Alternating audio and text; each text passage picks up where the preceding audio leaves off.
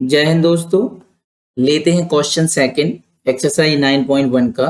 Question है a tree breaks due to storm and the broken part bends so that the top of the tree touches the ground making an angle 30 degree with it। Okay क्या मतलब हुआ? सबसे पहले एक tree बनाते हैं। ये एक ट्री है, तो ये क्या हो रहा है, ये स्टॉर्म की वजह से कहीं से टूटता है यहाँ कहीं से, और जो ऊपर वाला हिस्सा है ये टच कर रहा है। टॉप कहाँ टच करेगा? ग्राउंड पर। ओके, ये यहाँ कहीं टच कर रहा है, और यदि हम इसको ज्वाइन कर दें तो ये बन जाता है आपका 90 डिग्री एंगल। ओके, और यहाँ पर देखें जितना ये पार्ट है, ये जो पार्ट है ऊपर वाला हिस्सा, वो हिस्सा यही तो है, क्योंकि ये नीचे टूटकर टच हो रहा है ये वाला हिस्सा। ओके, चलिए तो इसका नामकरण कर दें, यही है। आगे फिर देखेंगे क्या हो रहा है। ए बी और इसको सी दे दिया, तो ये जो ग्राउंड को टच कर रहा है इसको हम डी नाम दे देते हैं। ये वाला पॉइंट डी है। आगे पढ़ें अब क्वेश्चन को। The distance between the foot of the tree to the point where the top touch the ground is 8 metre. तो फुट ऑफ द ट्री ये है, यहाँ से ये वाला फुट है ना, यहाँ से लेके जो टॉप का है, यहाँ टॉप टच हो रहा है, वो कितना होगा? 8 मीटर दिया है ना। तो हमें जो फाइंड करना है वो करना है आपको पूरी लेंथ, ट्री की हाइट फाइंड करना है। ओके, ये पूरी हाइट आपको फाइंड करना है, तो इसको हम कैपिटल एच मान लेते हैं। तो यहाँ पर एक बात समझ में आ रही होगी, ये जो बीसी वाला हिस्सा है, बीसी पार्ट, वही तो बीडी पार्ट है ना।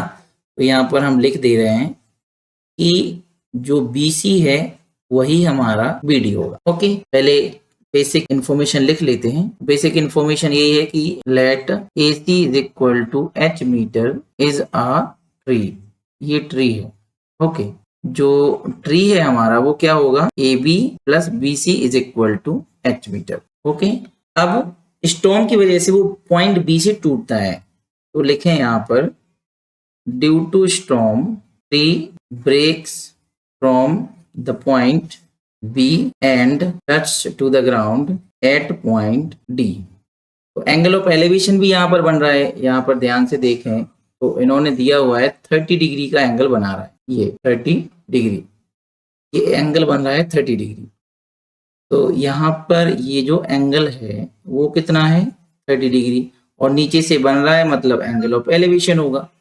ठीक है, तो यहाँ पर लिख देते हैं एंगल ऑफ एलिवेशन। कौन सा एंगल बन रहा है? ADB is equal to 30 degree, यही है हमारा थीटा। ठीक, तो अब यहाँ पर एक बात समझ में आ रही होगी कि यदि हमें BC फाइंड हो गया या यदि हमें BD मिल गया, तो BD क्या हो जाएगा? BC। ये लिखा भी है हमने यहाँ पर। ठीक है, तो BD फाइंड करें, और according to this figure this is hypotenuse. Okay, and it will be base. ये क्या होगा आपका? ये बेस हो जाएगा, क्योंकि एक्यूट एंगल 30 है तो इसके ऑपोजिट साइड परपेंडिकुलर हो जाएगी। ठीक है, चलिए तो हम क्या करें, यहाँ पर हमें फाइंड करना है परपेंडिकुलर भी और हाइपोटेनस भी। यदि हाइपोटेनस मिल जाएगा तो परपेंडिकुलर में ऐड कर देंगे AB में BC, तो टोटल हाइट ट्री की हमें पता चल जाएगी। ठीक, और बेस हमें ऑलरेडी है, तो हमारी जो ट्रिक है पंडित बद्री प्रसाद हर हर बोले, इसके अकॉर्डिंग हमें हाइपोटेनस और बेस में रिलेशन चाहिए। तो ये देखो आप, ये क्या है? यहाँ से हमें कॉस, क्योंकि हमें बेस दिया है ना, तो कॉस थीटा में यहाँ पर लगा देते हैं। सबसे पहले कॉस का यूज करें, तो फर्स्ट लिखेंगे इन ट्राइंगल ADB। यस, इसमें एंगल ए क्या है? 90 डिग्री। तो कॉस थीटा लगा देते हैं। Cos theta is equal to क्या होता है? Base upon hypotenuse.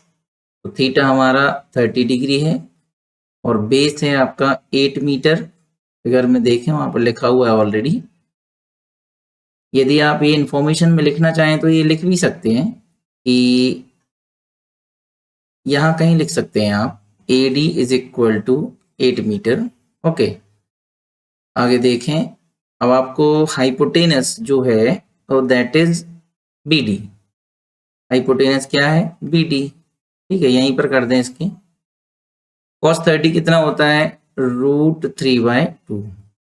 ये 8 अपॉन BD।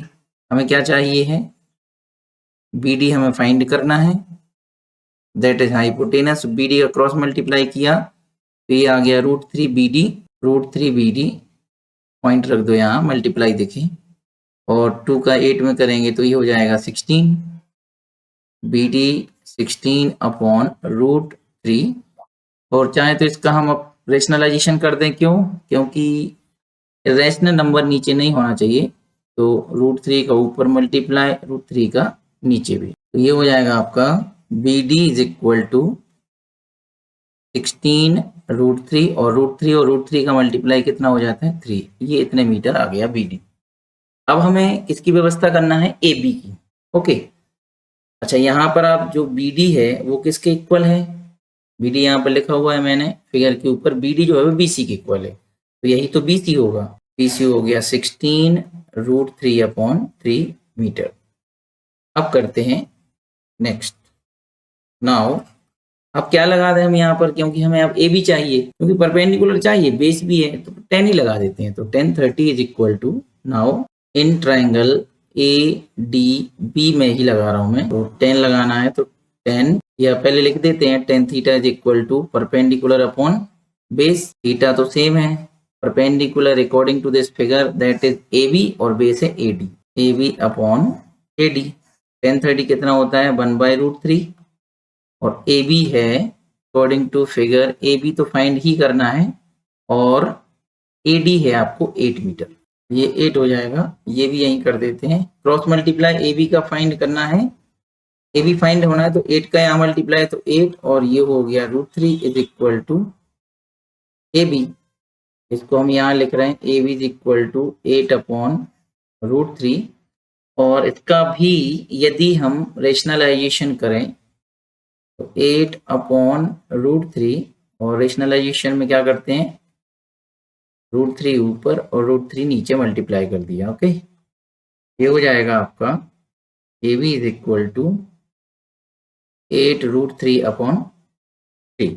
ओके, क्योंकि √3 3 हो गया। हाइट ऑफ ट्री जो कि है आपकी A B plus B C, A B plus B C, what is A B 8 √3 upon 3 plus what is B C, हमने फाइंड किया था 16 √3 अपॉन 3, 16 √3 अपॉन 3, 3 तो एलसीएम आ जाएगा दोनों का, जो लिखा है वो सेम रहेगा, क्योंकि 3 से 3 कैंसिल, 1 का मल्टीप्लाई 8 √3 में, तो 8 √3, 3 से 3 कैंसिल, डिवाइड करना पड़ता है पहले, तो 1 आया, और ये भी सेम रहेगा।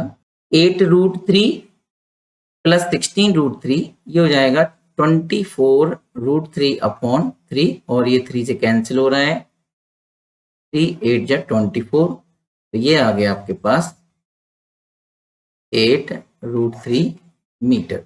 ये हो गया height of tree. Height of tree capital H is equal to 8 √3। Okay, thanks for watching.